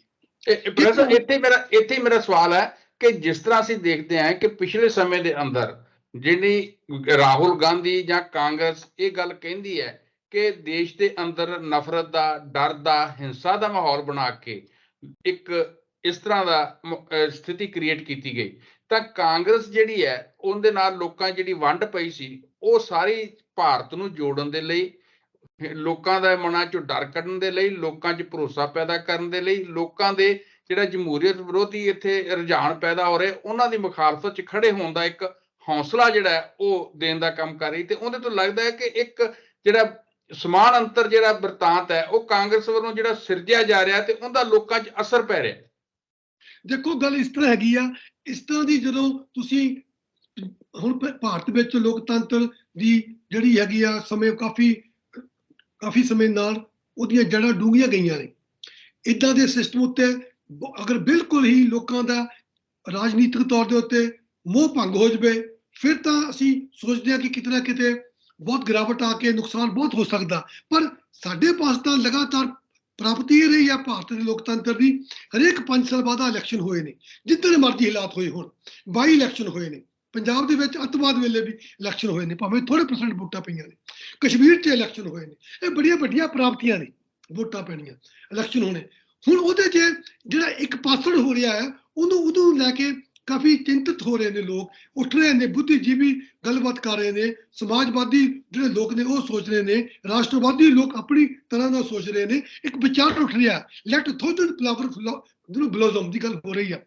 ਇਸ ਲਈ ਜਦੋਂ ਅਸੀਂ ਅੱਜ ਦੇਖਦੇ ਆ ਕਿ ਕਾਂਗਰਸ ਪਾਰਟੀ ਦੀ ਇਹ ਭਾਰਤ ਜੋੜੋ ਯਾਤਰਾ ਹੈ ਉਹ ਉਦੋਂ ਨਿਕਲਦੀ ਆ ਜਦੋਂ ਤੁਸੀਂ ਰਾਈਟਲੀ ਕਿਹਾ ਕਿ ਜਿਹੜਾ ਸੰਵਾਦ ਹੈ ਉਹ ਖਤਮ ਹੋ ਰਿਹਾ ਹੈ। ਜਦੋਂ ਸੰਵਾਦ ਇੱਕ ਪਾਸੇ ਨਾ ਹੋ ਜਾਵੇ ਉਦੋਂ ਲੋਕਤੰਤਰ ਦੀ ਜਿਹੜੀ ਸ਼ੋ ਲਾਈਟ ਹੈਗੀ ਆ ਉਹ ਜਿਹੜੀ ਛੀਨ ਹੈਗੀ ਆ ਉਹ ਮੱਧਮ ਪੈਣ ਲੱਗ ਪੈਂਦੀ ਆ। ਉਹਦੇ ਲਈ ਫਿਰ ਜ਼ਰੂਰੀ ਬਣ ਜਾਂਦਾ ਕਿ ਤੁਸੀਂ ਇਸ ਤਰ੍ਹਾਂ ਦੀ ਜਿਹੜੀ ਮੂਵਮੈਂਟ ਆ ਉਹ ਆਪ ਮਾਰੇ ਉੱਠਦੀ ਆ। ਇਹ ਰਾਹੁਲ ਉੱਠੀ ਆ, ਕੱਲ ਨੂੰ ਕੋਈ ਹੋਰ ਵੀ ਉੱਠ ਸਕਦੀ ਸੀ। ਕਾਰਨ ਕੀ ਹੈ ਕਿ ਕਾਰਨ ਇਹ ਹੈ ਕਿ ਇਹ ਸ਼ੋਅ ਕਰਦਾ ਹੈ ਕਿ ਸਾਡੇ ਕੋਲ ਸਾਰੇ ਸਾਧਨ ਹੋਣ ਦੇ ਬਾਵਜੂਦ ਵੀ ਉਹ ਜਿਹੜੇ ਮੀਡੀਆ ਹੈਗਾ ਉਹ ਲੋਕਾਂ ਦੀ ਗੱਲ ਨੂੰ ਅੱਛੀ ਤਰ੍ਹਾਂ ਰਿਪਰੈਜ਼ੈਂਟ ਨਹੀਂ ਕਰ ਪਾ ਰਿਹਾ ਤੇ ਲੋਕਾਂ ਨੂੰ ਖੁਦ ਉੱਠ ਕੇ ਬਾਹਰ ਜਾ ਕੇ ਬਹੀਰਾਂ ਘਤਣੀਆਂ ਪੈ ਰਹੀਆਂ ਨੇ। That shows it. ਉਹਦੇ ਨਾਲ ਇੱਕ ਗੱਲ ਨਿਕਲ ਰਹੀ ਆ ਕਿ ਜੇ ਰਾਹੁਲ ਗਾਂਧੀ ਗਿਆ, ਹੀ ਇਜ਼ ਨਾਟ ਅਲੋਨ। ਜਿਹੜੇ ਉਹਨੂੰ ਇੰਨੇ ਬੰਦੇ ਮਿਲਣ ਆ ਰਹੇ ਆ ਉਹ ਸਾਰੇ ਦੇ ਸਾਰੇ ਇਸ ਤੰਤਰ ਤੋਂ ਪ੍ਰਭਾਵਿਤ ਹੋ ਕੇ ਕਿਤੇ ਨਾ ਕਿਤੇ ਪਰੇਸ਼ਾਨ ਸਨ, ਤਾਂ ਹੀ ਉਹਨੂੰ ਇੰਨਾ ਹੰਗਾਰਾ ਮਿਲ ਰਿਹਾ। ਜੀ ਤੇ ਪ੍ਰੋਫੈਸਰ ਇਹਦੇ ਨਾਲ ਹੀ ਅਸੀਂ ਦੇਖਦੇ ਹਾਂ ਕਿ ਆਪਣਾ ਸਮਾਂ ਵੀ ਸਮਾਪਤੀ ਵੱਲ ਵੱਧ ਰਿਹਾ ਕਿ ਕੀ ਜਿਸ ਤਰ੍ਹਾਂ ਭਾਰਤ ਜੋੜੋ ਯਾਤਰਾ ਚੱਲ ਰਹੀ ਹੈ ਕਿ ਇਹ ਯਾਤਰਾ ਦੇ ਦੌਰਾਨ ਜਿਸ ਤਰ੍ਹਾਂ ਦਾ ਅਸਰ ਦੇਖਣ ਨੂੰ ਮਿਲ ਰਿਹਾ ਕਿ ਇਹ ਸਾਰਾ ਕੁਝ ਇੱਕ ਰਾਜਸੀ ਆਏਗਾ ਔਰ ਕਾਂਗਰਸ ਰਾਜਸੀ ਤੌਰ ਤੇ ਵੀ ਕਾਂਗਰਸ ਨੂੰ ਇਸ ਦਾ ਜਿਹੜਾ ਲਾਹਾ ਮਿਲੇਗਾ ਜਾਂ ਚੋਣਾਂ ਵਿੱਚ ਕੋਈ 2024 ਦੇ ਜਿਹੜੇ ਚੋਣਾਂ ਆ ਰਹੀਆਂ ਉਹਦੇ ਵਿੱਚ ਵੀ ਕਾਂਗਰਸ ਮਜ਼ਬੂਤ ਹੋ ਕੇ ਨਿਕਲੇਗੀ। ਦੇਖੋ ਉਹਦੇ ਤਾਂ ਸਾਡੇ ਪਾਸ ਅਜੇ ਬਹੁਤੇ ਅਸਾਰ ਨਹੀਂ ਲੱਗ ਰਹੇ ਕਿਉਂਕਿ ਕਾਂਗਰਸ ਦਾ ਅੰਦਰ ਜਿਹੜਾ ਕਾਟੋ ਕਲੇਸ਼ ਆ ਹਟ ਨਹੀਂ ਰਿਹਾ ਹੈਗਾ। ਕਿਉਂਕਿ ਉਹਦੇ ਚ ਅੰਦਰੋਂ ਇਹਨਾਂ ਦੇ ਵਿੱਚ ਕੁਝ ਜੁੜ ਰਿਹਾ। ਹੁਣ ਜਿੱਦਾਂ ਗਹਿਲੋਤ ਨੂੰ ਤੇ ਪਾਇਲਟ ਨੂੰ ਉਹਨਾਂ ਨੇ ਇਕੱਠੇ ਕੀਤਾ, ਇਕੱਠੇ ਹੋਏ ਆ। ਖੜਗੇ ਸਾਹਿਬ ਆਏ ਨੇ, ਮਲਕ ਰਾਜਨ ਖੜਗੇ ਸਾਹਿਬ ਆਏ ਨੇ, ਹੋਰ ਨਿਕਲਿਆ। ਹਜੇ ਅੰਦਰੋਂ ਤੌਰ ਦੇ ਉੱਤੇ ਜਿਹੜੇ ਇਹਨਾਂ ਦੀ ਡਿਫਰੈਂਸਿਸ ਹੈਗੇ ਆ ਬਹੁਤ ਜ਼ਿਆਦਾ ਉਹ ਖਤਮ ਹੀ ਹੋ ਰਹੇ ਕਿਉਂਕਿ ਕਾਂਗਰਸ ਪਾਰਟੀ ਦਾ ਵਿਨਾਸ਼ ਜਿਹੜਾ ਜੋ ਵੱਧ ਰਹੀ ਆ ਉਹ ਭਾਰਤੀ ਜਨਤਾ ਪਾਰਟੀ ਕਰਕੇ ਨਹੀਂ, ਇਹਦੀ ਆਪਣੀ ਅੰਦਰੂਨੀ ਜਿਹੜਾ ਇਹਨਾਂ ਦਾ ਕਲੇਸ਼ ਹੈ, ਇਹਨਾਂ ਦਾ ਆਪਸ ਵਿੱਚ ਹੀ ਇੰਨੇ ਚਿਰ ਤੋਂ ਇਹਨਾਂ ਨੂੰ ਪੂਰਾ ਇੱਕ ਤਰ੍ਹਾਂ ਨਾਲ ਖਿਆਲ ਆ ਗਿਆ ਸੀ ਵੀ ਅਸੀਂ ਕਦੀ ਇਸ ਸ਼ਕਤੀ ਤੋਂ ਦੂਰ ਜਾਣਾ ਨਹੀਂ, ਅਸੀਂ ਕਦੀ ਭਾਰਤ ਦੀ ਜਿਹੜੀ ਰਾਜਗੱਦੀ ਹੈ ਸਾਤੋਂ ਕਦੀ ਖੁਸਣੀ ਨਹੀਂ ਹੈਗੀ। ਜਿਹੜਾ ਉਹ ਵਿਚਾਰ ਬਣਿਆ, ਜੋ ਗੱਲਾਂ ਬਾਤਾਂ ਕੀਤੀਆਂ ਇਹਨਾਂ ਨੇ, ਉਹ ਸਾਰਾ ਕੁਝ ਜਿਹੜੀ ਲੈਗੇਸੀ ਸੀ ਕਾਂਗਰਸ ਪਾਰਟੀ ਦੀ ਉਹ ਤੋਂ ਭੱਜੇ। ਉਹ ਲੈਗੇਸੀ ਇਹ ਨਹੀਂ ਸੀਗੀ। ਜੋ ਕੁਝ ਹੁਣ ਇਸ ਵੇਲੇ ਹੋ ਰਿਹਾ, ਪ੍ਰਾਈਵੇਟਾਈਜੇਸ਼ਨ ਹੋ ਰਹੀ ਆ, ਚਾਹੇ ਐਜੂਕੇਸ਼ਨ ਦੀ, ਚਾਹੇ ਉਹ ਆਪਣੇ ਸਿਹਤ ਸੇਵਾਵਾਂ ਦੀ ਹੋ ਰਹੀ ਆ, ਉਹ ਬੀਜੇਪੀ ਨੇ ਨਹੀਂ ਕੀਤੀ ਹੈਗੀ। ਉਹ 1991 ਦੇ ਦੌਰਾਨ ਨਰਸਿਮਹਾ ਰਾਓ, ਮਨਮੋਹਨ ਸਿੰਘ ਜੀ, ਉਹਨਾਂ ਦੇ ਜਿਹੜੇ ਐਡਵਾਈਜ਼ਰ ਸਨ, ਮਨਟੋਕ ਸਿੰਘ ਆਲੂਵਾਲੀਆ, ਇਹਨਾਂ ਸਾਰਿਆਂ ਦਾ ਨਕਸ਼ਾ ਤਿਆਰ ਕੀਤਾ ਹੋਇਆ, ਸਾਰਿਆਂ ਦਾ ਆਰਕੀਟੈਕਚਰ ਦੀ ਬਣਾਈ ਹੋਈ ਸੀਗੀ, ਉਹਨੂੰ ਤਾਂ ਬੀਜੇਪੀ ਸਰਕਾਰ ਨੇ ਲਾਗੂ ਕੀਤਾ। ਉਹਨਾਂ ਨੇ ਕੋਈ ਨਵੇਂ ਕਾਨੂੰਨ ਨਹੀਂ ਬਣਾਏ ਹੈਗੇ। ਇਹਨਾਂ ਨੇ ਸਾਰੇ ਕਾਨੂੰਨਾਂ ਦੇ ਖਰੜੇ ਤਿਆਰ ਕਰਕੇ ਦਿੱਤੇ ਸੀਗੇ, ਇਹ ਕਰਦੇ ਆ ਰਹੇ ਸਨ। ਹੁਣ ਜਦੋਂ ਕਰਦੇ ਆ ਰਹੇ ਸੀਗੇ ਬੀਜੇਪੀ ਨੇ ਉਹਨਾਂ ਨੂੰ ਲਾਗੂ ਕਰ ਦਿੱਤਾ ਤੇ ਉਹ ਮਤਲਬ ਅੱਗੇ ਆ ਗਏ ਆ। ਕੁਐਸਚਨ ਹੁਣ ਇਸ ਲਈ ਇਹ ਪੈਦਾ ਹੁੰਦਾ, ਚਲੋ ਉਹ ਰਾਜਨੀਤਿਕ ਖੇਲ ਹੈਗੇ ਆ, ਕਿਸੇ ਪਾਰਟੀ ਦਾ ਅੱਗੇ ਆਉਣਾ। ਰਾਜਨੀਤਿਕ ਖੇਲ ਵੀ ਤਦੇ ਖੇਲਿਆ ਜਾਵੇਗਾ ਜੇ 64 ਜਿਹੜਾ ਹੈਗਾ ਰਾਜਨੀਤੀ ਦਾ ਉਹ ਬਰਕਰਾਰ ਰਹੇਗਾ। ਜਿਹੜਾ 64 ਰਾਜਨੀਤੀ ਦਾ ਹੈਗਾ ਉਹ ਤਾਂ ਲੋਕਤੰਤਰ ਹੈਗਾ। ਉਹਦੇ ਵਾਸਤੇ ਬਹੁਤ ਜ਼ਰੂਰੀ ਹੈ ਕਿ ਆਪੋਜੀਸ਼ਨ ਦਾ ਹੋਣਾ, ਕਿਉਂਕਿ ਆਪੋਜੀਸ਼ਨ ਦੇ ਹੋਣ ਦੇ ਨਾਲ ਹੀ ਆਪਣੇ ਇਰਵਿੰਗ ਬਹੁਤ ਤਕੜੇ ਕਨਸਟੀਟਿਊਸ਼ਨਿਸਟ ਹੋਏ ਆ, ਉਹਨੇ ਕਿਹਾ ਸੀ ਕਿ ਲੋਕਤੰਤਰ ਦੇ ਵਿੱਚ ਇਹ ਬਹੁਤ ਵੱਡੀ ਇੱਕ ਤਰ੍ਹਾਂ ਦੀ ਇੱਕ ਵਾਰਨਿੰਗ ਵੀ ਹੈਗੀ ਆ, ਜੇ ਤੁਸੀਂ ਪ੍ਰੋਪਰ ਤਰੀਕੇ ਨਾਲ ਆਪੋਜੀਸ਼ਨ ਨੂੰ ਨਹੀਂ ਬਣਾਓਗੇ, ਜਿਹੜਾ ਜੇ ਚੈਕਸ ਐਂਡ ਬੈਲੈਂਸ ਖਤਮ ਹੋ ਜਾਏਗਾ ਤਾਂ ਲੋਕਤੰਤਰ ਵਿੱਚ ਜਿਹੜਾ ਟ੍ਰੈਂਡ ਹੈਗਾ ਡਿਕਟੇਟਰਸ਼ਿਪ ਵੱਲ ਨੂੰ ਉਹ ਬੜੀ ਜਲਦੀ ਹੋ ਜਾਂਦਾ ਹੈਗਾ। ਪ੍ਰੋਫੈਸਰ ਸਾਹਿਬ ਆਖਰੀ ਸਵਾਲ ਹੈ ਕਿ ਜਿਸ ਤਰ੍ਹਾਂ ਅਸੀਂ ਦੇਖਦੇ ਹਾਂ ਕਿ ਜਿਹੜੇ ਭਾਰਤ ਜੋੜੋ ਯਾਤਰਾ ਤੋਂ ਪਹਿਲਾਂ ਜਿਹੜਾ ਦੇਸ਼ ਦੇ ਅੰਦਰ ਮਾਹੌਲ ਸੀਗਾ, ਔਰ ਜਿਸ ਤਰ੍ਹਾਂ ਖੇਤਰੀ ਪਾਰਟੀਆਂ ਇਕੱਠੀਆਂ ਹੋ ਕੇ ਇੱਕ ਫਰੰਟ ਬਣਾਉਣ ਦਾ ਯਤਨ ਕਰ ਰਹੀਆਂ ਸੀ, ਵਿਰੋਧੀ ਧਿਰ ਇਕੱਠੀ ਨਹੀਂ ਸੀ ਹੋ ਰਹੀ, ਤਾਂ ਕੀ ਤੁਹਾਨੂੰ ਲੱਗਦਾ ਹੈ ਕਿ ਹੁਣ ਜਿਹੜੀ ਸਥਿਤੀ ਬਣੀ ਹੈ ਨਵੀਂ, ਉਹਦੇ ਵਿੱਚ ਜਿਹੜੀਆਂ ਖੇਤਰੀ ਪਾਰਟੀਆਂ ਉਹ ਕਾਂਗਰਸ ਪਾਰਟੀ ਦੀ ਅਗਵਾਈ 'ਚ ਕੋਈ ਨਵਾਂ ਫਰੰਟ ਬਣਾਉਣ ਵੱਲ ਅੱਗੇ ਵੱਧ ਸਕਦੀਆਂ, ਜਾਂ ਉਹ ਰਾਹੁਲ ਗਾਂਧੀ ਨੂੰ ਲੀਡਰ ਮੰਨਣ ਦੇ ਲਈ ਤਿਆਰ ਹੋ ਜਾਣਗੀਆਂ? ਸਾਡੇ ਕੋਲ ਅਸਲੀ ਕਮੀ ਇਹ ਹੈ ਕਿ ਸਾਡੇ ਪਾਸ ਅੱਜ ਤੋਂ 20 ਸਾਲ 30 ਸਾਲ ਪਹਿਲਾਂ ਹਰੇਕ ਖਿੱਤੇ ਵਿੱਚ, ਹਰੇਕ ਖੇਤਰ ਵਿੱਚ ਇੱਕ ਦੋ ਜਿਹੜੇ ਸਨ ਲੀਡਰ ਐਸੇ ਸਨ ਜਿਨ੍ਹਾਂ ਦਾ ਕੱਦ ਬੇਸ਼ੱਕ ਸੀਗੇ ਤਾਂ ਉਹ ਖੇਤਰ ਲੈਵਲ ਤੇ, ਉਹ ਰਾਸ਼ਟਰੀ ਲੈਵਲ ਤੇ ਸੀਗਾ, ਉਹ ਕੱਦ ਜਿਹੜਾ ਸੀ ਅੰਤਰਰਾਸ਼ਟਰੀ ਲੈਵਲ ਤੇ ਵੀ ਸੀਗਾ। ਸਾਡੇ ਕੋਲ ਅਕਾਲ ਪੈ ਗਿਆ ਉਹਨਾਂ ਲੀਡਰਾਂ ਦਾ। ਤੁਸੀਂ ਨਿਗਾਹ ਮਾਰ ਕੇ ਦੇਖੋ ਕਿਹੜੇ ਕਿਹੜੇ ਸੂਬਿਆਂ 'ਚ ਬੰਦੇ ਸਾਡੇ ਪਾਸ ਨੇ। ਤੁਹਾਨੂੰ ਲੱਗੇਗਾ ਕੋਈ ਸੂਤ ਵਿੱਚ ਰਾਮਾ ਰਾਓ ਵਰਗਾ ਬੰਦਾ, ਤੁਹਾਨੂੰ ਲੱਭੇਗਾ ਕੋਈ ਪੰਜਾਬ ਵਿੱਚ ਜਿਹਨੂੰ ਠਿਕਰੀਵਾਲ ਜੈਸੇ ਬੰਦੇ, ਤੁਹਾਨੂੰ ਲੱਭਣਗੇ ਪੰਜਾਬ ਦੇ ਵਿੱਚ ਜਵਾਲਾ ਸਿੰਘ ਠੱਠੀਆਂ ਜੈਸੇ ਬੰਦੇ, ਤੁਹਾਨੂੰ ਮਿਲਣਗੇ ਹਰਿਆਣਾ ਦੇ ਵਿੱਚ ਸਰ ਛੋਟੂ ਰਾਮ ਜੈਸੇ ਬੰਦੇ, ਤੁਹਾਨੂੰ ਮਿਲੂਗੇ ਯੂਪੀ ਵਿੱਚ ਚੌਧਰੀ ਚਰਨ ਸਿੰਘ ਵਰਗੇ ਬੰਦੇ। ਹਰਿਆਣੇ ਵਿੱਚ ਤੁਸੀਂ ਦੇਖੋ ਜਿਵੇਂ ਜਿਹੜੇ ਉੱਚ ਕੋਟੀ ਦੇ ਬੰਦੇ ਰਹੇ ਨੇ, ਸਾਡੇ ਪਾਸ ਉਹ ਕਮੀ ਆਈ ਆ। ਕਿਉਂ ਕਮੀ ਆਈ ਆ? ਕਿਉਂਕਿ ਅਸੀਂ ਰਾਜਨੀਤੀ ਨੂੰ ਬਿਜ਼ਨਸ ਬਣਾ ਲਿਆ। ਅਸੀਂ ਰਾਜਨੀਤੀ ਨੂੰ ਬਿਜ਼ਨਸ ਬਣਾ ਕੇ ਉਹਦੇ ਤੋਂ ਪ੍ਰੋਫਿਟ ਲੈਣ ਦੀ ਗੱਲ ਕਰ ਪਿਆ। ਰਾਜਨੀਤੀ ਨਾ ਬਿਜ਼ਨਸ ਹੈ ਨਾ ਪ੍ਰੋਫਿਟ ਹੈ। ਰਾਜਨੀਤੀ ਤਾਂ ਤਦ ਵਾ, ਇਹ ਤਾਂ ਘਰ ਆਪਣਾ ਜਾਲ ਕੇ ਤਮਾਸ਼ਾ ਦੇਖਣ ਵਾਲੀ ਗੱਲ ਹੈ। ਤਾਂ ਤੁਸੀਂ ਨਾਮ ਕਮਾਉਂਦੇ ਹੋ, ਤੁਸੀਂ ਆਪਣਾ ਆਪ ਗਵਾ ਕੇ ਨਾਮ ਕਮਾਉਂਦੇ ਹੋ। ਤਾਂ ਦੇਖੋ ਤੁਸੀਂ ਮਹਾਤਮਾ ਗਾਂਧੀ ਦਾ ਜੀਵਨ, ਤੁਸੀਂ ਦੇਖੋ ਉਹਨਾਂ ਮਹਾਨ ਕ੍ਰਾਂਤੀਕਾਰੀਆਂ ਦਾ ਜੀਵਨ, ਉਹ ਕਿਵੇਂ ਹੈ? ਕਿਉਂਕਿ ਜਦੋਂ ਤੁਸੀਂ ਸਾਰਾ ਸਮਾਜ ਤੁਹਾਡਾ ਆਪਣਾ ਬਣ ਗਿਆ। ਪਹਿਲਾਂ ਤਾਂ ਗੱਲ ਇਹ ਆ ਕਿ ਰਾਜਨੀਤੀ 'ਚ ਆਉਣ ਦਾ ਪਹਿਲਾ ਗੁਣ ਹੈ ਤੁਹਾਡਾ ਆਪਣਾ ਪਰਿਵਾਰ ਨਹੀਂ, ਸਾਰਾ ਸਮਾਜ ਤੁਹਾਡਾ ਆਪਣਾ ਪਰਿਵਾਰ ਵਾ। ਉਹ ਕਿੰਨੇ ਕੁ ਰਾਜੇ ਰਾਜਨੀਤੀਵਾਨ ਨੇ, ਉਹ ਸੋਚ ਰਹੇ ਨੇ, ਉਹ ਤੇ ਉਹ ਸੋਚ ਰਹੇ ਨੇ ਕਿਵੇਂ ਕਿਸੇ ਥੱਲਿਓਂ ਫੱਟਾ ਖਿੱਚਿਆ ਜਾਵੇ। ਇਸ ਕਰਕੇ ਇਸ ਲਈ ਜੋ ਲੱਗ ਰਿਹਾ ਹੈ ਕਿ ਨਵੀਂ ਕੋਈ ਚੀਜ਼ ਆਵੇ, ਹਾਂ ਪੋਸੀਬਿਲਿਟੀ ਹੈ, ਹੋ ਸਕਦਾ ਕਿ ਨਵੇਂ ਕੋਈ ਪਨੀਰੀ ਜਿਹੜੀ ਆ ਉੱਠ ਰਹੀ ਹੋਵੇ, ਕੋਈ ਸਮਝਦਾਰ ਬੰਦੇ ਉੱਠੇ ਹੋਣ, ਪਰ ਮੈਨੂੰ ਨਹੀਂ ਲੱਗ ਰਿਹਾ ਕਾਂਗਰਸ ਕੋਲ ਇੰਨੇ ਪ੍ਰਬੁੱਧ ਜਿਹੜੇ ਨੇਤਾ ਨੇ ਉਹਦੇ ਹੋਣ ਦੇ ਬਾਵਜੂਦ ਵੀ ਇਹ ਆਪਣਾ ਕੋਈ ਵੀ ਆਪੋਜੀਸ਼ਨ ਦਾ ਖਰੜਾ ਤਿਆਰ ਨਹੀਂ ਕਰ ਪਾ ਰਹੇ। ਔਰ ਜਿਹੜੀ ਆਪੋਜੀਸ਼ਨ ਹੈ ਉਹ ਤਾਂ ਇੱਕ ਲੋੜ ਹੈ ਦੇਸ਼ ਨੂੰ, ਉਹਦੀ ਤਾਂ ਲੋੜ ਭਾਰਤੀ ਜਨਤਾ ਪਾਰਟੀ ਨੂੰ ਵੀ ਹੈਗੀ ਆ, ਕਿਉਂਕਿ ਉਹ ਵੀ ਤਦੀ ਵਧੀਆ ਸ਼ਾਸਨ ਕਰ ਪਾਏਗੀ ਨਾ, ਚੈਕਸ ਐਂਡ ਬੈਲੈਂਸ ਰਹੇਗਾ। ਇਸ ਕਰਕੇ ਕਮੀ ਹੈ। ਅਸੀਂ ਇਕੱਲੇ ਭਾਰਤੀ ਜਨਤਾ ਪਾਰਟੀ ਨੂੰ ਦੋਸ਼ ਨਹੀਂ ਦੇ ਸਕਦੇ ਵੀ ਉਹਨੇ ਖਰੇ ਕਾਂਗਰਸ ਮੁਕਤ ਭਾਰਤ ਕਰਨਾ, ਇਹ ਖੁਦ ਆਪਣੇ ਆਪ ਮੁਕਤ ਹੋ ਰਿਹਾ, ਉਹਨੂੰ ਤਾਂ ਸਾਧਨ ਮਿਲ ਗਿਆ ਇਹ ਗੱਲ ਕਰਦੇ ਦਾ। ਇਸ ਕਰਕੇ ਇਹ ਬੜਾ ਜ਼ਰੂਰੀ ਆ ਕਿ ਤੁਸੀਂ ਪੰਜਾਬ ਦੇ ਵਿੱਚ ਦੇਖ ਲਓ, ਸਾਡੇ ਕੋਲ ਜਿਹੜੇ ਗ੍ਰਾਬੀਨ ਆਸਟਨ ਹੈ, ਗ੍ਰਾਬੀਨ ਆਸਟਨ ਨੇ ਕਿਹਾ ਸੀਗਾ ਕਿ ਭਾਰਤ ਇੱਕ ਮਹਿਜ ਐਸਾ ਮੁਲਕ ਹੈ, ਨੇਸ਼ਨ ਹੈ ਵਰਲਡ ਵਿੱਚ, ਜਿਹਨੇ ਅੰਗਰੇਜ਼ਾਂ ਤੋਂ ਮੁਕਤੀ ਪਾਉਣ ਤੋਂ ਬਾਅਦ ਉਹਦੇ ਕੋਲ ਬਹੁਤ ਉੱਚ ਕੋਟੀ ਦੇ ਵਿਦਵਾਨ ਨੇਤਾ ਆਏ ਸਨ। जैसे आचार्य साहब जैसे, बदरुद्दीन तैलवी जैसे, सुभाष चंद्र बोस जैसे, रविंद्रनाथ टैगोर जैसे, अरविंदो घोष जैसे, तो no you see it, Jawaharlal Nehru, तो क्योंकि उन्होंने सारे ने जी कॉन्स्टिट्यूट असैंबली बनी, डॉक्टर बी आर अंबेडकर, जो उन्होंने संविधान का संगठन किया। ਉਹ ਕਦੋਂ ਸੀਗਾ? ਨਾ ਉਦੋਂ ਪ੍ਰੋਪਰ ਯੂਨੀਵਰਸਿਟੀਆਂ ਸੀਗੀਆਂ, ਨਾ ਪ੍ਰੋਪਰ ਕਾਲਜ ਸੀਗੇ। ਉਹ ਕਿਤੇ ਕਿਤੇ ਜਾ ਕੇ ਪੜ੍ਹ ਕੇ ਉਹਨਾਂ ਨੇ ਆ ਕੇ ਆਜ਼ਾਦੀ ਤੋਂ ਬਾਅਦ ਇੱਕ ਨਵਾਂ ਜਿਹੜਾ ਇਹ ਤੁਰਿਆ ਜਾ ਰਿਹਾ ਸੀਗਾ ਗੱਡਾ, ਉਹਦੇ ਨਵੇਂ ਪਹੀਏ ਲਗਾ ਕੇ ਗੱਡਾ ਤੋਰਿਆ ਅੱਗੇ ਨੂੰ ਕਿੱਥੇ ਤੱਕ ਪਹੁੰਚਾਇਆ।